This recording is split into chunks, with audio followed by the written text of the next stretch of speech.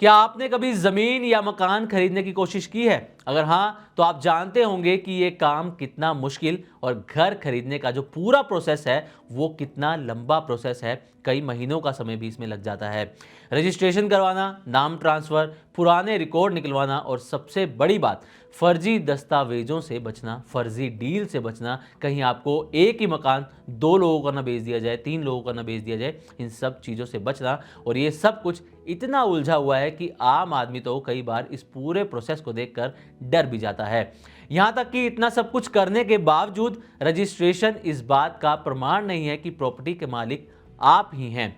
यानी कि property registration होना मालिकाना हक नहीं देता। अब सीधे शब्दों में कहें तो प्रॉपर्टी के पेपर में नाम दर्ज हो जाने के बाद भी कोई पुराना मालिक या तीसरा व्यक्ति कोर्ट में दावा कर सकता है कि वो जमीन उसकी है, आपकी नहीं। इसी वजह से भारत में जमीन जायदाद से जुड़े झगड़े बहुत ज्यादा हैं। लेकिन अब सुप्रीम कोर्ट ने इस पर एक बड़ा बयान दिया है और ये बयान मकान मालिकों के लिए और जो लोग नया घर खरीदने की प्लानिंग कर रहे हैं उनके लिए बड़ी राहत लेकर आया है।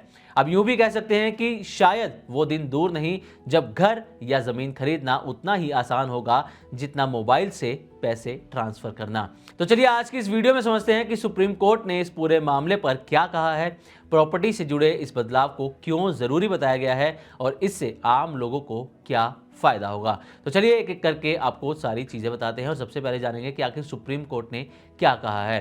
तो शुक्रवार यानी कि 7 नवंबर 2025 को सुप्रीम कोर्ट की बेंच जस्टिस PS नरसिंह और जस्टिस जॉय मल्ल्या बागची ने कहा है कि भारत में जमीन खरीदना आज भी एक कठिन और रिस्क भरा काम है, क्योंकि इसे अब तक अंग्रेजों के जमाने के पुराने कानूनों से ही चलाया जा रहा है।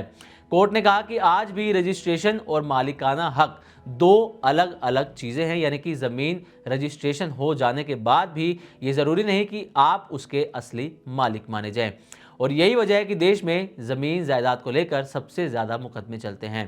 कोर्ट के अनुसार देश के टोटल सिविल केसेस में से 66% केसेस सिर्फ प्रॉपर्टी विवादों से जुड़े होते हैं, यानी कि हर 3 में से 2 केस जमीन मकान के झगड़ों पर ही होते हैं। अब बढ़ते हैं इस कहानी में आगे। ये तो बता दिया कि सुप्रीम कोर्ट ने क्या कहा है। अब आते हैं कि अब इस सिस्टम में बदलने की ज़रूरत क्यों है। जो पूरा सिस्टम है प्रॉपर्टी खरीदने बेचने का, इसको बदलने की ज़रूरत क्यों है। दरअसल कोर्ट ने कहा है कि अब रजिस्ट्रेशन और मालिकाना हक को एक साथ जोड़ा जाए, इन्हें अलग अलग ना रखा जाए।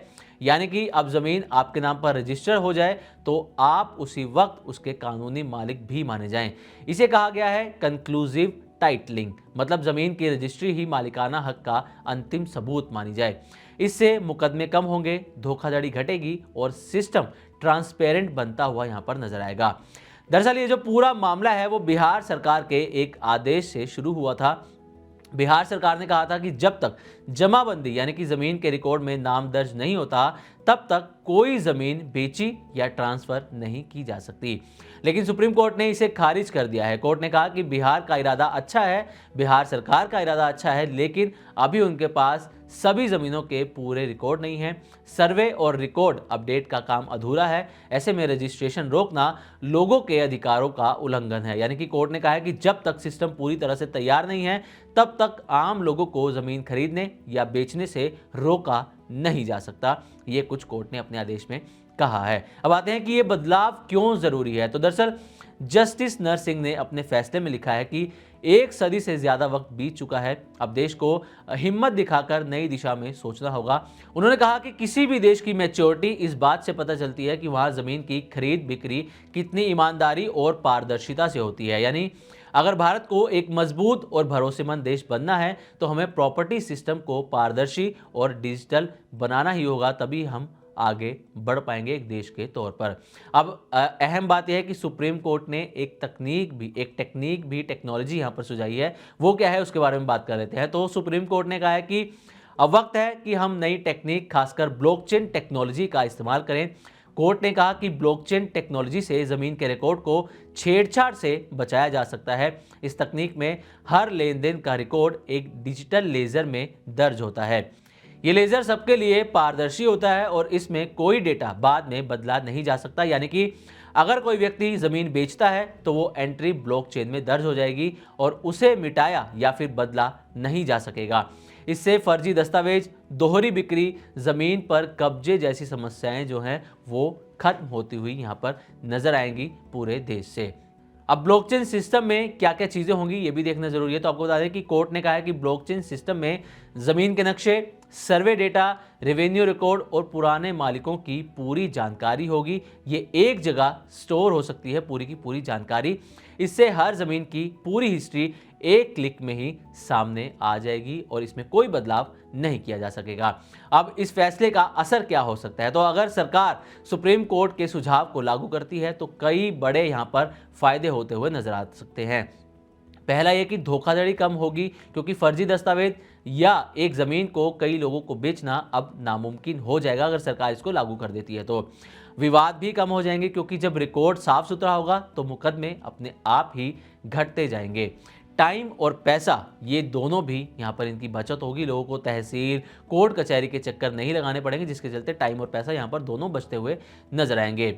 अब जब सिस्टम भरोसेमंद होगा तो लोग निडर होकर घर या जमीन में पैसा लगाएंगे और ज़्यादा से ज़्यादा निवेश भी कर पाएंगे। पारदर्शिता और भरोसा भी इससे बढ़ती हुई नजर आएगी। हर ट्रांजैक्शन खुला और साफ रहेगा, जिससे पारदर्शिता भी बढ़ेगी। तो कुल मिलाकर सुप्रीम कोर्ट का यह फैसला सिर्फ एक कानूनी आदेश या सुझाव नहीं है, बल्कि ये आम लोगों की जिंदगी आसान बनाने वाला एक ऐतिहासिक कदम हो सकता है। अगर ये बदलाव सच में लागू हुआ तो आने वाले समय में जमीन खरीदना, बेचना तेज, भरोसेमंद और बिना डर वाला काम बन जाएगा। और अब शायद वो दिन दूर नहीं जब आप मोबाइल या लैपटॉप से ज़मीन का पूरा रिकॉर्ड देख सकेंगे, बिना किसी ब्रोकर या बिना किसी झंझट के। खैर, देखना ये होगा कि सरकार इस तरह का फैसला लेती है या फिर नहीं, और अगर फैसला लेती है तो उसे कब तक लागू किया जाता है। तो अभी के लिए बस इतना ही। नमस्कार।